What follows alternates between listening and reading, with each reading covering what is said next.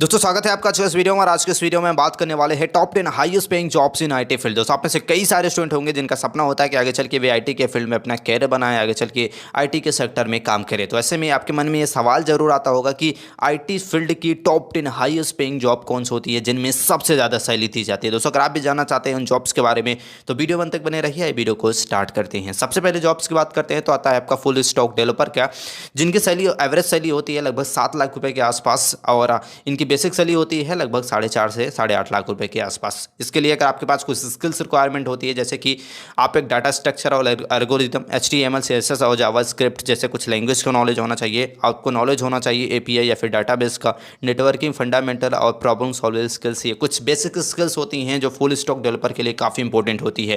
दोस्तों अगर आप पूरी डिटेल्स में जानना चाहते हैं कि फुल स्टॉक डेवलपर कैसे बनते हैं तो कमेंट में बता सकते हैं। उस पर हम पर्टिकुलर वीडियो लाके पूरी डिटेल्स में बताएंगे कि फुल स्टॉक डेवलपर क्या होते हैं। दूसरा जॉब आता है आपका डाटा साइंटिस्ट का। दोस्तों डाटा साइंटिस्ट के वीडियो हमने ऑलरेडी बना के रखा हुआ है जिसका लिंक आपको डिस्क्रिप्शन में मिल जाएगा, आप जाके पूरे वीडियो को वॉच कर सकते हैं।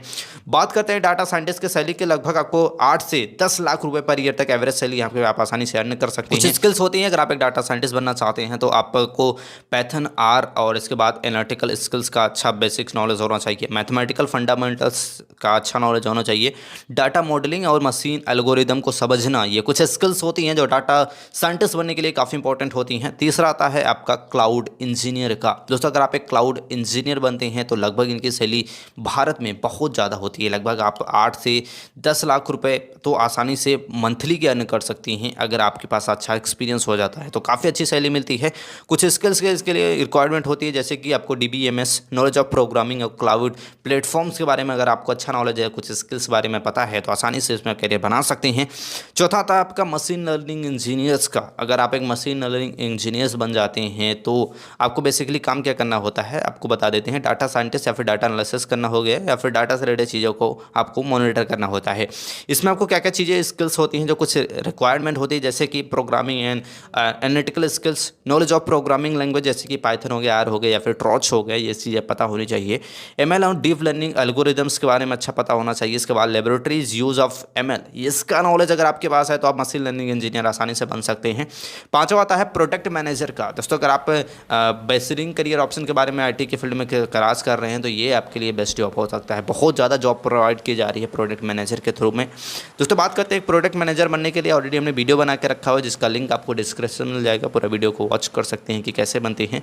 इसके लिए कुछ स्किल्स रिक्वायरमेंट होती है जैसे कि basics idea of product management and tools likes GIRA, इसके बाद एसाना ATC, ऐसे कुछ जो प्रोडक्ट मैनेजमेंट के टूल्स होते हैं इनके बारे में पता होना चाहिए।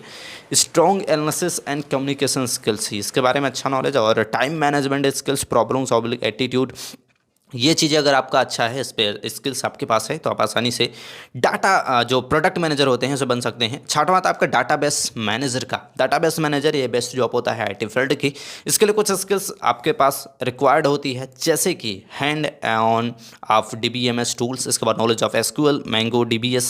इसके बाद आता है आपका एक्सटेंशनल और ट्रांसफॉर्मेशन ऑफ डाटा बेस का। ये चीज़ें आपको अगर पता है डाटाबेस मैनेजर बनने में काफ़ी ज़्यादा हेल्प हो सकती है और आसानी से 8 से 10 लाख रुपए पर ईयर तक यहाँ से भी अर्निंग कर सकते हैं। सातवां करियर बेस्ट करियर ऑप्शन होता है साइबर सिक्योरिटी का। जैसे कि आप सभी को पता है कि आज के समय में डिजिटल क्राइम बहुत तेजी से बढ़ रहा है, उसे कंट्रोल करने के लिए, उस पर निगरानी रखने के लिए साइबर सिक्योरिटी जो एक्सपर्ट होते हैं इसमें काफ़ी इनकी इंपॉर्टेंस बढ़ जाती है।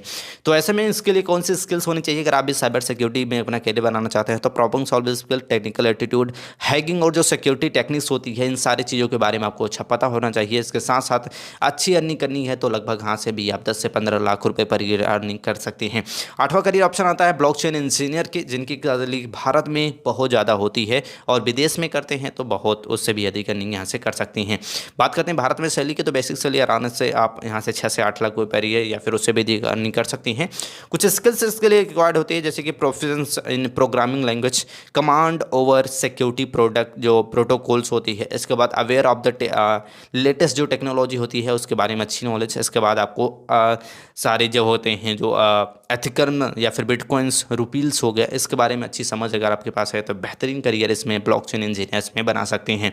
नवा करियर ऑप्शन के लिए बेस्ट होता है जैसे कि आपका और सोल्यूशन आर्किटेक्ट की, ये बेस्ट करियर ऑप्शन होता है आईटी सेक्टर। बात करते हैं इसके लिए कौन सी स्किल्स होनी चाहिए, तो आपको knowledge of hardware device and designing का आपका अच्छा नॉलेज होना चाहिए, good verbal and communication skills, इसके बाद knowledge of AWS Java plus C++, अगर आपका अच्छा नॉलेज है तो बेहतरीन करियर आप आईटी सोल्यूशन आर्किटेक्ट में बना सकते हैं और इनकी सैलरी भी लगभग 20 से 30 लाख रुपए पर ईयर तक यहाँ से अर्निंग कर सकते हैं, बेहतरीन जॉब्स पा सकते हैं। लेकिन इसके लिए एक्सपीरियंस और अच्छा जो हमने स्किल्स बताया उसके बारे में अगर आपको अच्छा नॉलेज है तभी आप इसमें काम कर सकते हैं।